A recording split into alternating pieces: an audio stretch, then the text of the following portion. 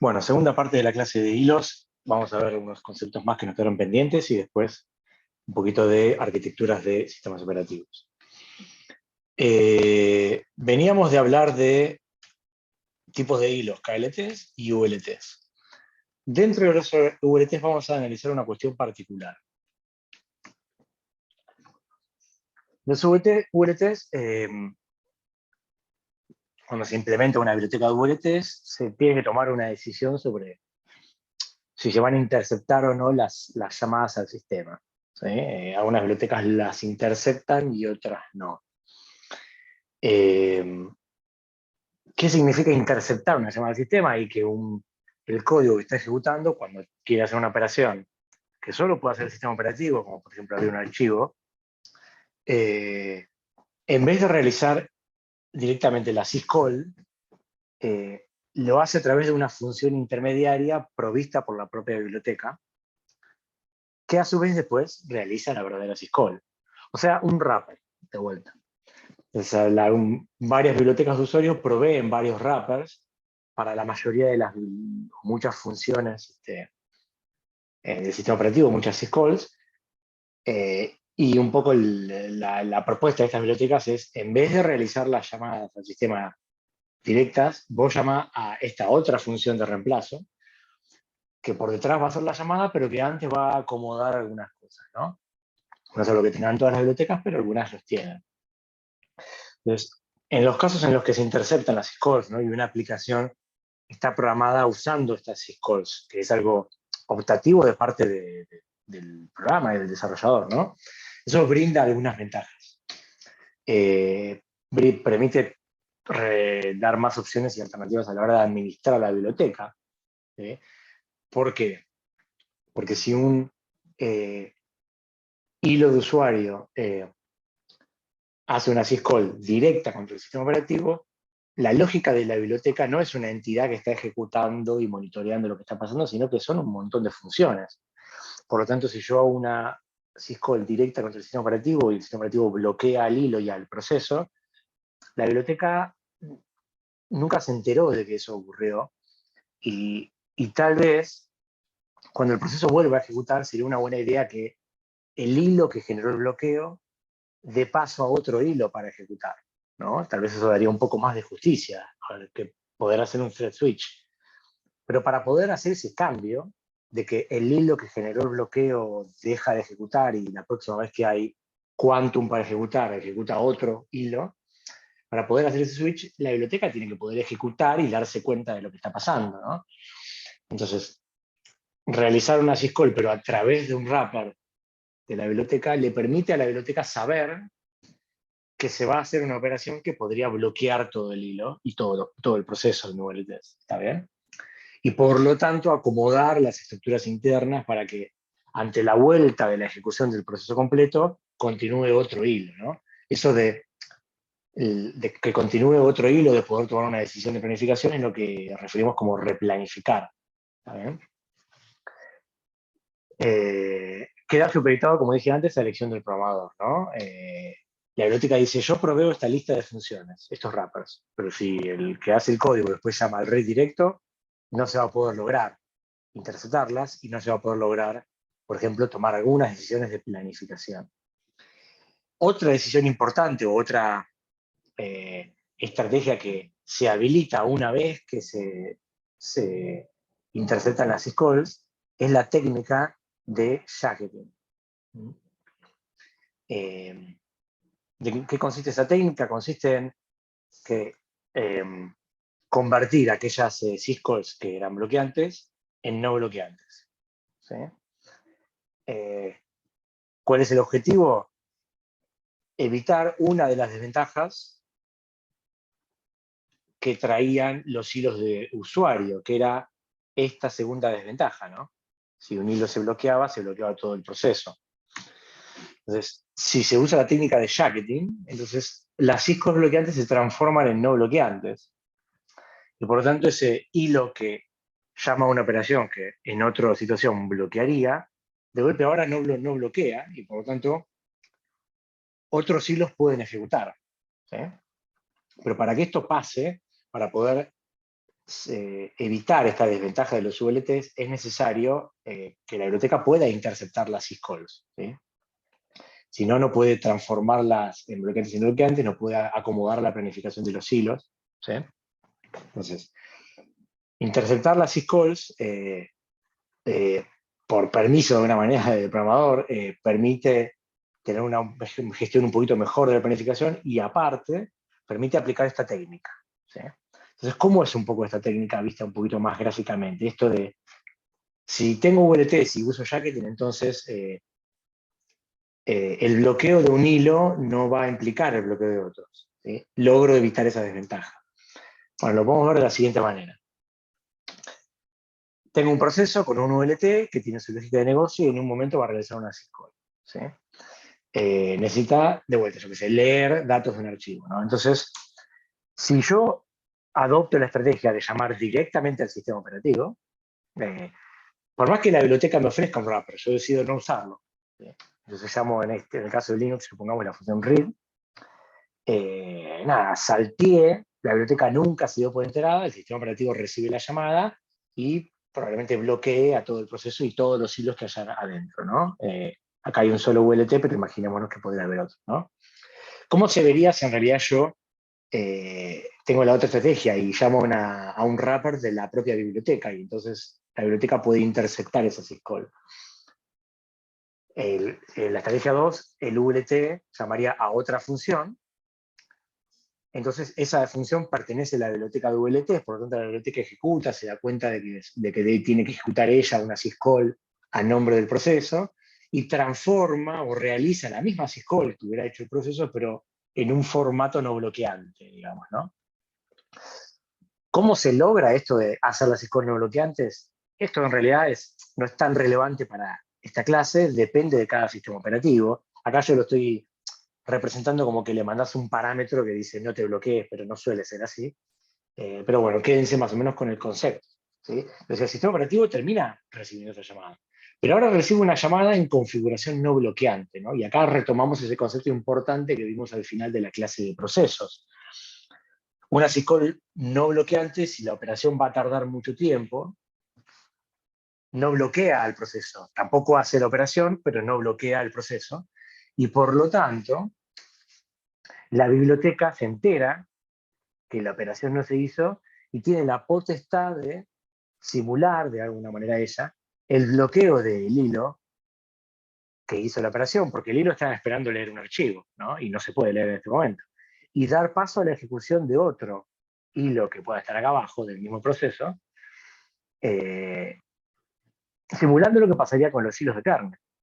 ¿Está bien? Eso tiene un poco más de complejidad por dentro, pero más o menos la idea es un poco esta.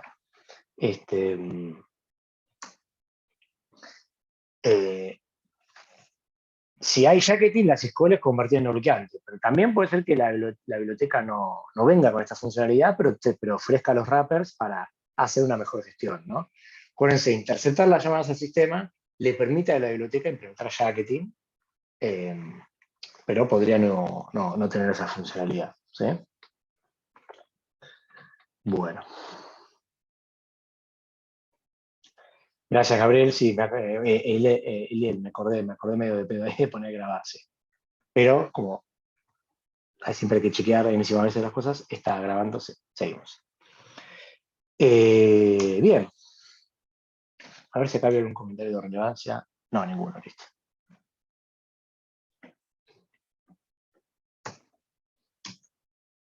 Este concepto suele ser complejo de entender. Si más o menos tienen una idea, me conformo, pero por favor vuelvan sobre esto, vean de vuelta el video, pregunten en futuras clases, porque a veces tocamos este tema en preguntas, en ejercicios de planificación, ¿sí? Y implica juntar muchos conceptos previos, ¿no? Para poder entender. Bueno, en algún momento habían preguntado o habían indirectamente hablado de esto, ¿no?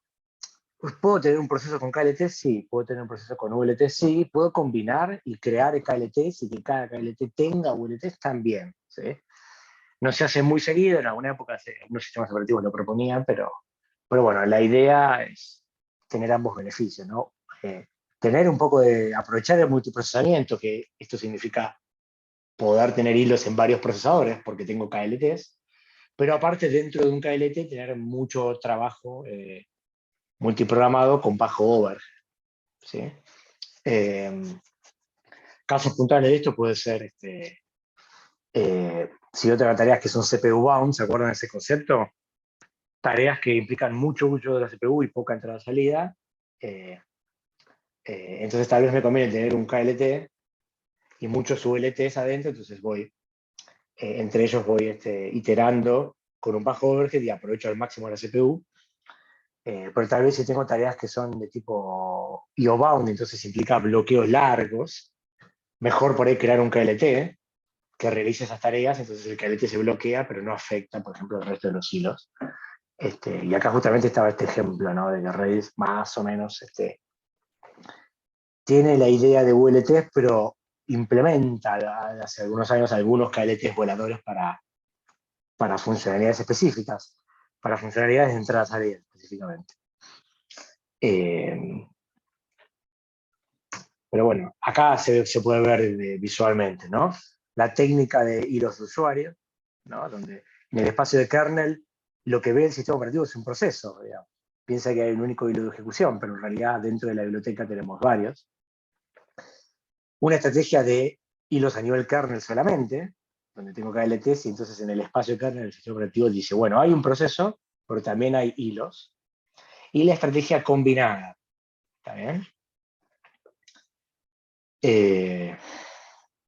Esta parte es medio fruta, digamos.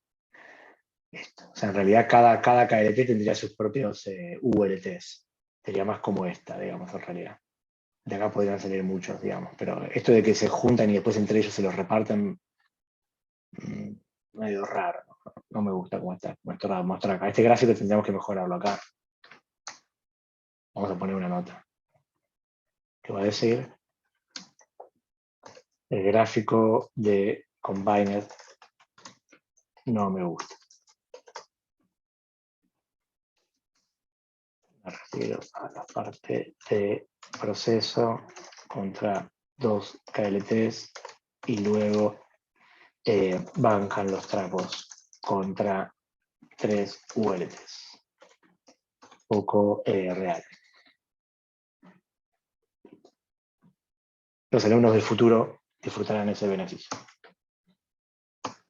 Aunque si alguno de ustedes quieren mejorar este gráfico y me lo mandan algo, los vamos a querer mucho. Igual al final la tenemos a Celeste. Seguimos. ¿Cómo se crean hilos en Linux? ¿No? Acá vamos a ver un poquito un ejemplo de código. ¿Sí? Yo tengo por acá preparado una terminal y ya estoy conectado. A ver. Así que voy a compartir esa pantalla y vamos a ver. Nos faltaron ver algunos ejemplos de código de procesos, pero en el video que yo les mandé que vean, donde estaba lo de el proceso y que estaban de esos ejemplos que faltaron. Espero que los hayan visto. No aconsejo verlos. Voy a compartir esa pantalla para que veamos. A ver.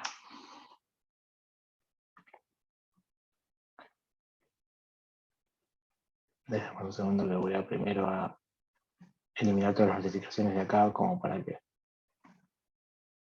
no parezca nada raro. Ahí va. Y ¿me quedé solo o estoy con ustedes? Hola, hola. ¿Me escuchan? Sí, sí, se escucha, se escucha. Escucha. Ah, gracias. No veo nada. Ah, ahí va, ahora sí, listo. Voy a compartir esta terminal. A ver. ¿Me confirman si se ve la terminal? Sí, sí, se ve. Perfecto. Gracias. Hacemos el truco mágico que solo los hackers sabemos hacer. Listo. Bien. ¿Qué tenemos acá? Me avisan si necesitan que la letra sea más grande. Yo la agrandé un poquito. Tenemos una función. Vamos a ver cómo se crean hilos, en este caso de kernel, en Linux. ¿Está bien? Un ejemplo que creo les podría llegar a servir en el TP. No sé, eso después ustedes vean si les piden usar hilo. Un programa arranca con la función main y de golpe dice, bueno, acá combinamos, ¿no? Dice, bueno, el programa este primero está ejecutando el proceso, crea un nuevo proceso, ¿sí? Con la función fork. A partir de acá hay dos procesos, el padre o el hijo. ¿Mm? Y después acá adentro se llama a esta syscall llamada thread create, ¿sí?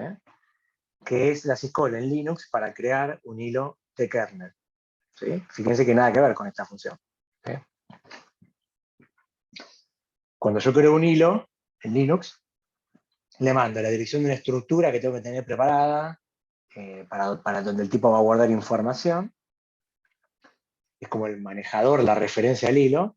Algunos parámetros que lo puedo mandar que los ignoramos.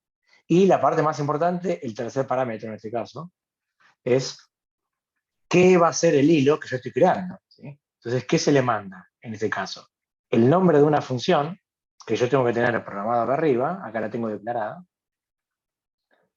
Y entonces cuando el hilo se cree y empiece a ejecutar, lo que va a hacer el hilo es ejecutar el código propio de esta función y nada más. ¿Sí? Ahora, si esta función después llama a otra función, bueno, pasará todo lo que tenga que pasar.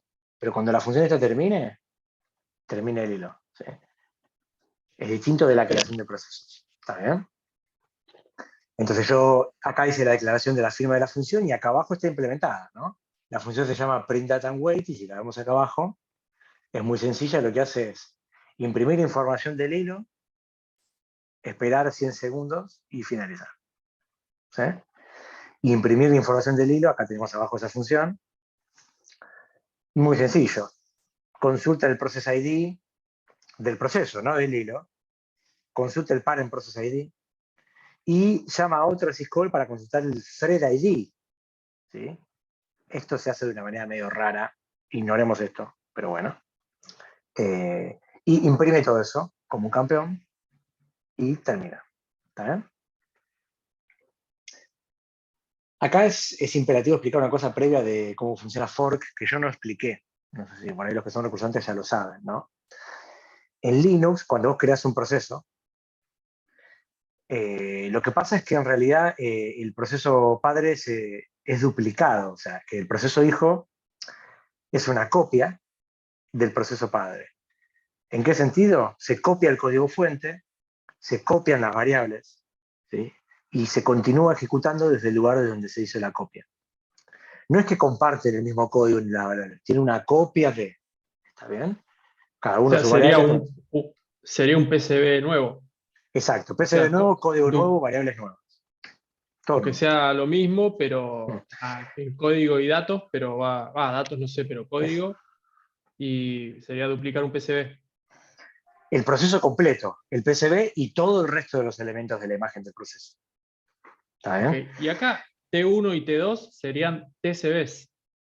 Vos le estás diciendo, este es el TCB. Son referencias a TCBs. Acá adentro no está el TCB posta. El TCB está en algún espacio del sistema operativo. Acá hay como un puntero con algún atributo volador, pero no es el TCB posta el que tienes acá. Porque el TCB vive, si es un hilo de kernel, en espacio de kernel. Y todo lo que está en espacio de kernel en un proceso no lo puede leer ni escribir nunca. Entonces, si es una variable que yo estoy declarando acá, en realidad es una referencia a esa estructura, pero no es la estructura posta. ¿Está bien? Ok, Como un ok. puntero, digamos. Entonces, cuando yo creo un hilo, ¿qué hace el hilo? Hace lo que la función que yo le mando haga. Pero cuando yo creo un proceso, ¿qué hace el proceso? Lo mismo que el padre. ¿Por qué? Porque tiene una copia del código. Entonces lo que hace es todo esto. Lo cual puede plantear una especie de contradicción. ¿Para qué creo un proceso que haga lo mismo que el padre? Generalmente uno querría que haga algo distinto, generalmente. Bueno, hay un pequeño detalle, porque aparte no recibe parámetros esta función, nada, ¿no? Que es que el valor de retorno de esta función no es el mismo para el proceso padre que para el proceso hijo. Los dos tienen el mismo código, pero el valor de retorno es distinto. Entonces, está pensado todo como para que yo si pongo un if acá y digo, che, si el valor de retorno de fork fue 0, esto es así en la documentación de la función, significa de que yo soy el código del proceso hijo. Mientras que si el valor de retorno de la función fork es distinto de 0 y no negativo, digamos. Entonces, el que está ejecutando ese momento del código es el código padre. No sé si se entiende esto. Entonces, ambos comparten el mismo código, el padre y el hijo, solo que como la copia de esta variable no tiene el mismo valor en ambos, el padre va a ir por un lado, este lado, del if, y el hijo va a ir por este otro lado del if. El hijo tiene este código al pedo y el padre tiene este código al pedo. Pero de esa manera logro bifurcar la cuestión y de ahí viene el nombre de la función, ¿no? Fork significa tenedor y bifurcación. Entonces un poco está pensado de esa manera. ¿Por qué no lo hicieron mejor y no le pasaron el nombre a la función? Y no sé, o no, tenían problemas. Yo qué sé, eran los años 80, yo qué sé. No había Netflix, no importa, se hizo así. Pero más o menos se entiende, ¿sí? Pero un poco lo que quiero ver a mostrar acá es, exacto. Ahí Federico está respondiendo algunas cosas bien. Esa función exec permite, existe otra syscall que se llama exec, que como dice Fede, permite ejecutar ejecutables, pero, archivos binarios, pero se tiene que usar en combinación con fork. ¿Sí? Lo voy a dejar ahí. No es que hay una que anda bien y es más linda, ¿sí? Combina con fork en realidad. ¿Sí? Después lo ven más en el TP o me lo preguntan. Entonces, vamos a entender un poquitito la lógica y después lo compilamos y vemos qué pasa. Empieza a ejecutar un proceso que podemos pensar que tiene un hilo, en principio. Este proceso crea un proceso hijo, ¿sí? El padre, que es el que creó el proceso hijo, no hace nada. Imprime su información. Acá este código está comentado, así que no hay nada acá. Y hace un waitPid, no sé si se acuerdan de esta función, para esperar a que el proceso hijo finalice, ¿no? Bloquearse ante el PID del proceso hijo y esperar a que finalice. Ahora, el proceso hijo, ¿sí? Por el contrario, crea dos hilos. ¿Está bien? Acá lo vemos. Y estas funciones son el equivalente del waitPid, o sea, espera este proceso hijo a que finalicen los dos hilos. ¿Sí? Bueno, vamos a ver qué pasa entonces. Entonces, partimos acá, nos conectamos a la pantalla. ¿He tenido que esperar 100 segundos?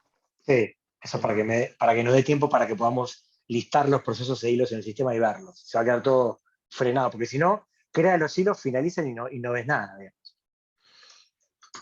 Exactamente.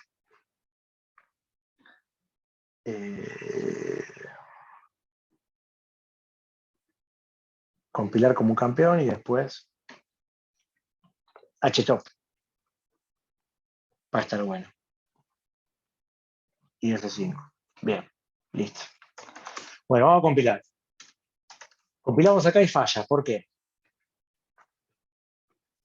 ¿Cómo que no existen esas funciones? Yo les dije que son syscalls, ¿no? En realidad es una pequeña No está linkeado. mentirita, digamos. En realidad no son syscalls, son wrappers de syscalls. ¿Sí?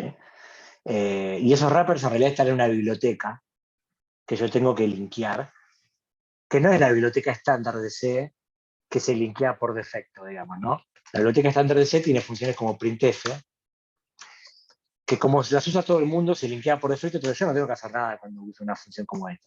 Pero para usar pthread, necesito linkear con esa biblioteca que tiene los wrappers, que va a llamar por detrás a la syscall.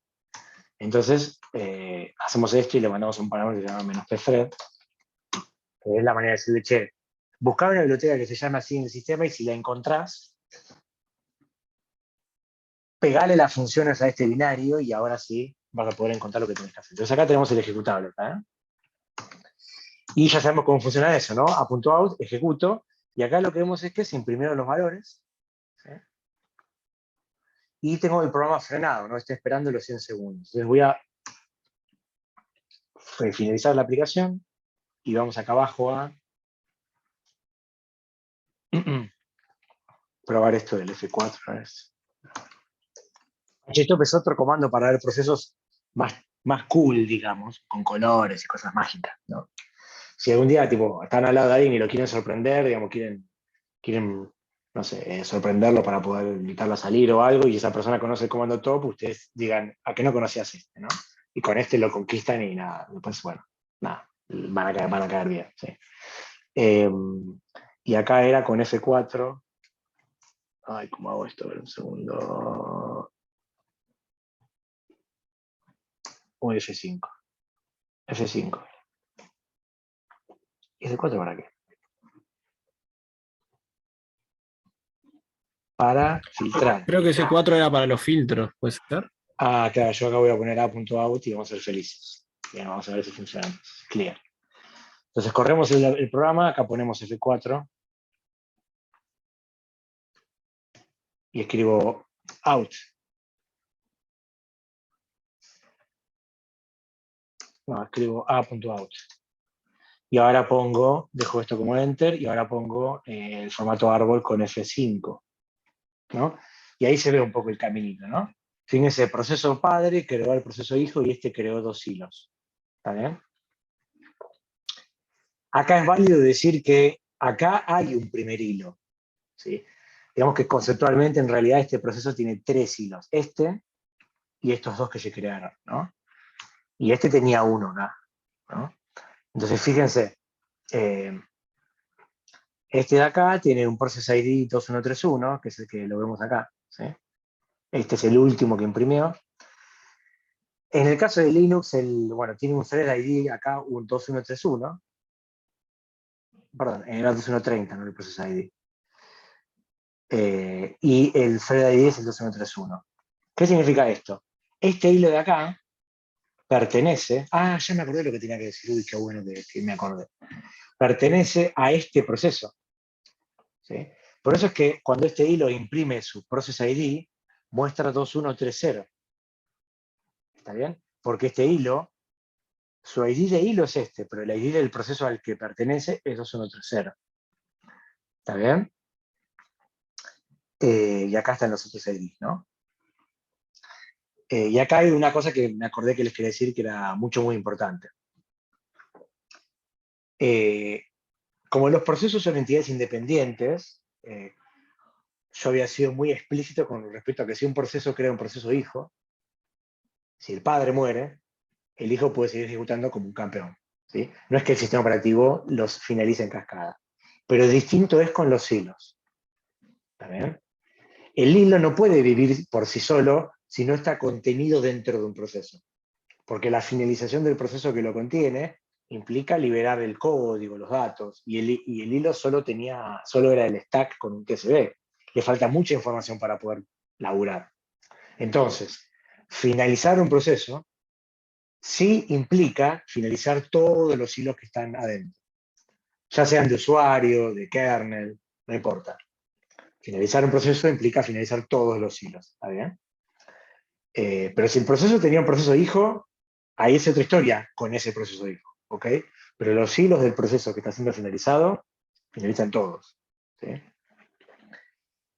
Por supuesto que si un proceso tiene tres hilos y uno de los hilos finaliza, los otros dos hilos pueden seguir ejecutando. Lo que yo estoy diciendo es, finalizar el proceso implica que en cascada todos los hilos de ese proceso, sean del tipo que sean, finalizan, ¿sí?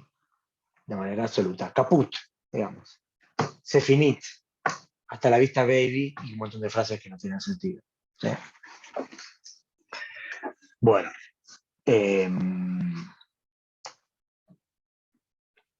Volvemos a compartir lo otro. Porque creo que acá no hay más para mostrar para eso. A ver, vamos a ver.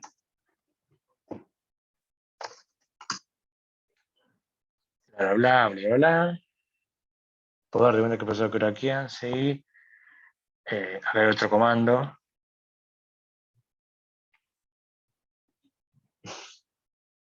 Acá hay unas cosas un poquito más avanzadas, si uno se quiere cebar con esto, investigar cómo Linux implementa el kernel.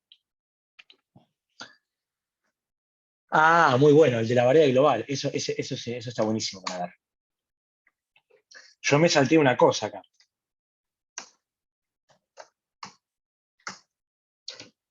Fíjense que acá había una variable global, ¿se ve? Recordemos que no es global porque se llame global, sino porque está declarada afuera de toda función. ¿Está bien?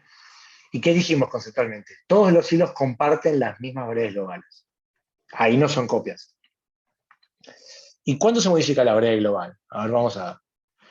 El proceso hijo, si es el proceso padre, la variable global arranca en 0, ¿no? Si no recuerdo mal, este es en 0. El proceso padre llama una vez a la función data, el proceso hijo también, y después estos hilos también hacen print data. Y dentro de print data, fíjense lo que pasaba. Se modificaba la variable global. También se le incrementa en 1 el valor. O sea que tenemos una variable global que se va a incrementar acá, en el proceso hijo, adentro de este segundo hilo, adentro de este tercer hilo, ¿sí? Y también el proceso padre la va a modificar. 1, 2, 3, 4 modificaciones. Vamos a volver a correr el programa y vamos a ver en qué valor quedó la variable, aunque si fueron rápidos ya lo vieron, ¿no?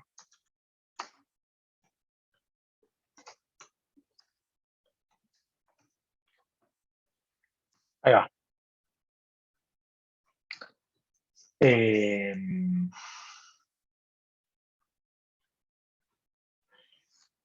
¿Notan algo raro? O sea, si la variable estaba en 0 y se incrementó 4 veces, ¿por qué el valor final es 3? Porque Porque son el hijo diferentes tiene una procesos. copia nueva de global. Exactamente, exactamente. Los dos hilos que pertenecen a este proceso tienen una copia de la variable A y este tiene otra copia de la variable A. Porque cuando un proceso crea otro, por más que sea un clon, es una copia de la variable. ¿Sí? Entonces, estos tres tienen una variable A, entonces las tres modificaciones modificaron, y esta otra, este otro proceso, el padre de todos, tiene otra, la original, pero que es otra. ¿Está bien? Entonces, este hilo que modificó la variable A la tomó con el valor con el que la dejó este hilo. Pero este hilo se encontró con la variable global en 0. La que estaba modificada era la original, pero la variable copia tenía el 0, entonces la modificó y la dejó en 1. ¿Está bien? Perfecto. Punto Son para dos heaps diferentes. De dos la TCD variable, diferentes. dos elementos de estado, de datos diferentes. El heap es para la memoria dinámica. Está bien, pero en el caso de la variable global no va en el heap, va en el segmento de datos. ¿Está bien? Pero tanto el heap como los datos son del proceso. Así que si crearas un proceso nuevo sería separado. Sí. Ahí terminó. Igual si haces el print data del padre antes del fork, ahí ya llegas a 4, ¿no? Sí, porque tomaría cuando copia la variable, la copia ya El en valor 1. 1. Exacto. Claro. Pero tenemos dos variables, una que quedó en 1 y la otra que quedó en 4. ¿No? Exactamente. Bien. Bueno, bien. Me gusta que se entienda. Todo lo que lo dijeron o lo pensaron, en el parcial me dicen y le sumamos un punto. Y los que no lo pensaron no hagan trampa, no lo digan. No. Digo que yo me acordé de esto, no me refiero a eso.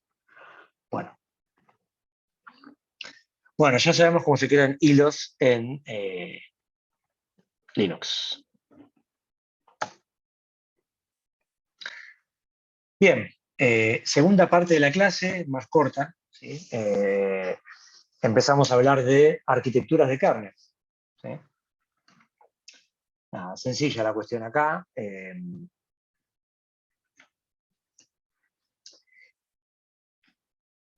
Un kernel es un sistema complejo. ¿Sí? Por lo tanto, como todo sistema complejo, está bueno diseñarlo bien para que cumpla su función felizmente. Se podrían diseñar los sistemas de 28.000 formas distintas. En el caso de los kernels, es común hablar de 3 estrategias para arquitecturarlos. No sé si ese verbo existe, pero bueno, si no lo inventé. Que son conocidas, no todas se implementan, pero está bueno como pasar por ahí. La primera clásica arquitectura de kernel es la arquitectura monolítica. Y en una arquitectura monolítica, yo tengo el sistema operativo como un gran bodoque de código, un gran módulo, las aplicaciones están acá arriba, ¿no? Y todo ese módulo corre más o menos como veníamos estudiando hasta ahora en modo kernel, ¿sí? Mientras que las aplicaciones corren en modo usuario, ¿está bien? Toda la lógica del sistema operativo está acá. Imagínense un gran archivo binario, una gran función main, con como mucho algunas funciones y variables globales volando por ahí, y una función llama a la otra, y estructuras compartidas, y quilombo, ¿no?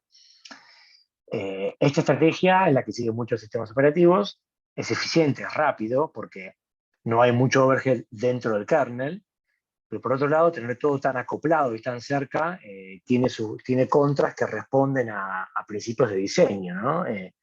Un gran código espagueti, todo el código tremendamente acoplado, implica de que una falla en una parte del código, que toquetee una variable de por acá, le va a afectar a esta otra parte del código que también lee la variable de acá, por ejemplo, ¿no? Se puede pisar cualquier espacio de la memoria, digamos, no tengo el código partido en términos de responsabilidades. Más allá de que yo pueda poner funciones lindas y todo eso, ¿no? Pero se dice que este esquema es bastante rápido. Una idea un poquito más avanzada es una idea, acá está el ejemplo, ¿no? Tengo una variable global y dentro de mi kernel hay una función que la modifica, ¿no? Bárbaro, soy feliz. Pero si hay algún lugar del código donde por error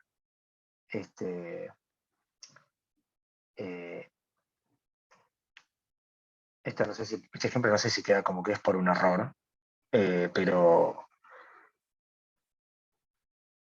bueno, no importa. Si consulto por la variable global, yo tengo varias funciones que acceden a la misma variable, ¿no? Dentro del kernel, por más grande que sea, la forma de compartir datos entre los distintos módulos es con cosas como esta, ¿no? Este dibujito era el dibujito que uno hacía en la variable en algoritmos. ¿Ustedes siguen viendo eso en algoritmos de estructuras de datos? Eso de dibujar estos dibujitos para poder armar los algoritmos, y este era el de la variable. Sí, Bueno, sí. Yo tuve muy poco. muy poco, ¿eh? Yo me acuerdo cuando dibujabas eso, pero Algo de Lindsay puede ser Lindsay. no sé, no me suena, pero tal vez es el nombre de ese lenguaje, no sé, o el programa. Bueno, otra arquitectura es una arquitectura en capas, ¿sí? En inglés, layer, ¿sí? Layer es capa, donde dice, bueno, está bien, tenés un gran bloque que corre en modo kernel, todo esto, pero en realidad partilo en módulos, y que cada módulo tenga una responsabilidad distinta, ¿no? Empezar a diseñar un poco mejor, ¿no? Tenés un módulo que maneja la parte de procesos, tenés un módulo que maneja la parte de memoria virtual, tenés un módulo que maneja la parte de archivos, etcétera, etcétera, etcétera, ¿no? La gracia de un sistema en capas es que cada capa solo puede hablar con la que tiene abajo. Esa es la única regla, ¿no? No puede la capa de file system pegar un salto y hablar con la capa de device management, ¿no? Esta tiene que hablar con esta, y esta tiene que hablar con esta, ¿no? Entonces es como que limitás un poco la comunicación, y no hay forma de que una capa aparte interfiera dentro de lo que pasa acá, porque lo único que hace esta capa es ejecutar una especie de llamada a esta otra capa, ¿sí? No es que acceda a sus datos. Entonces este modelo es un poquito mejor, pero no es tan fácil de diseñar algo en capas donde uno pueda estructurar exactamente el orden, y esta capa solo necesita hablar con esta y no necesita hablar con esta. Es un poquito más complejo un sistema operativo como para realmente decir lo ordeno así. Entonces esto termina siendo un modelo más teórico que no se implementa mucho en la vida real. Pero bueno, la idea a veces se sigue parcialmente. Todo esto igual está en modo kernel.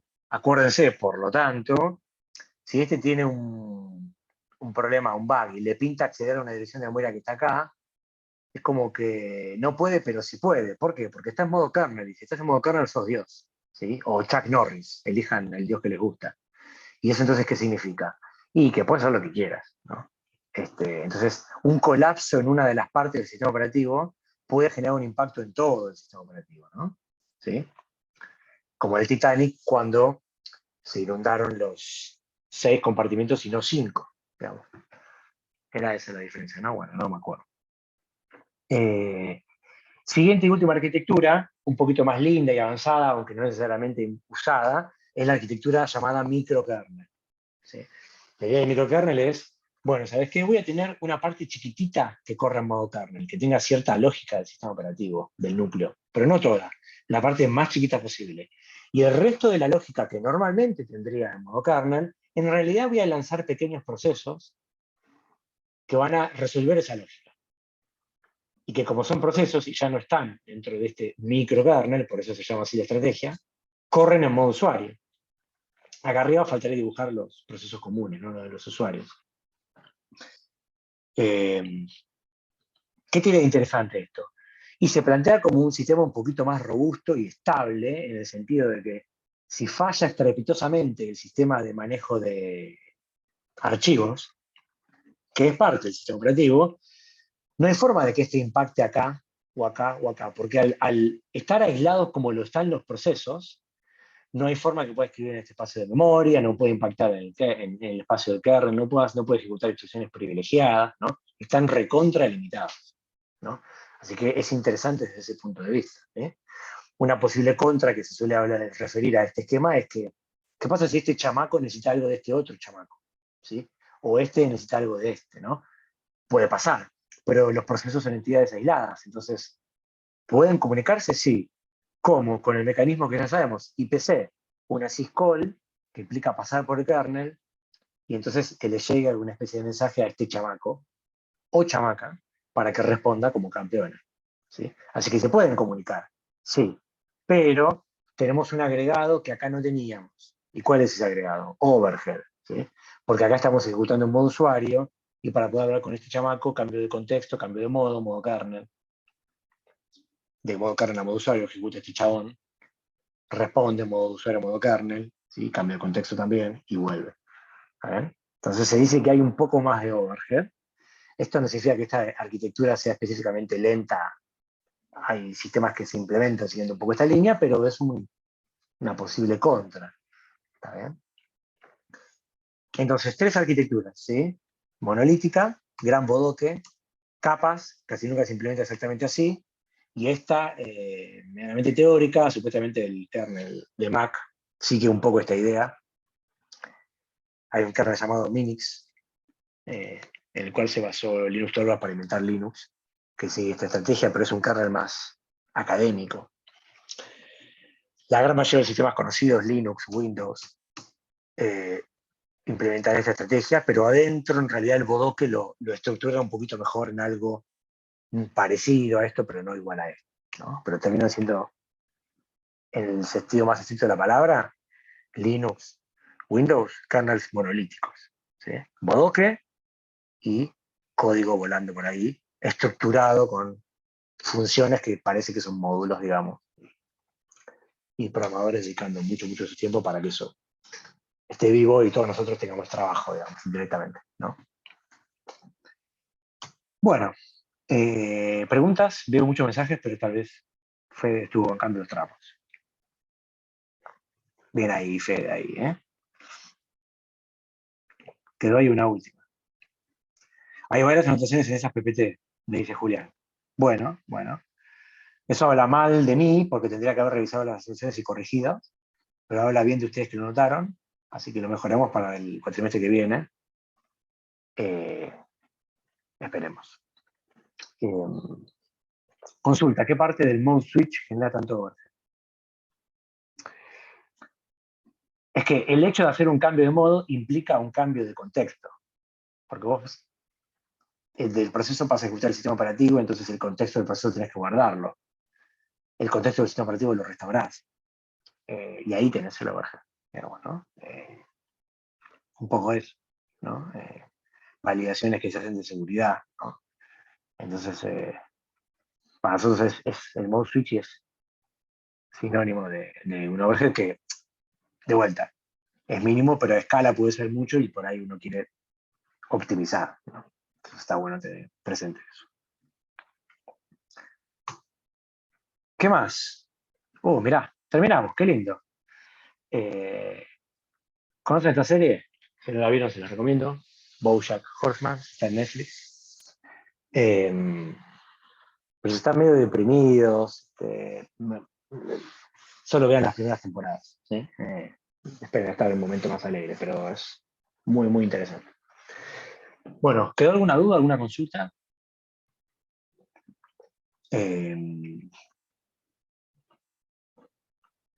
Nada por aquí, nada por allá. Dejamos de grabar en principio. Adiós, chau, adiós.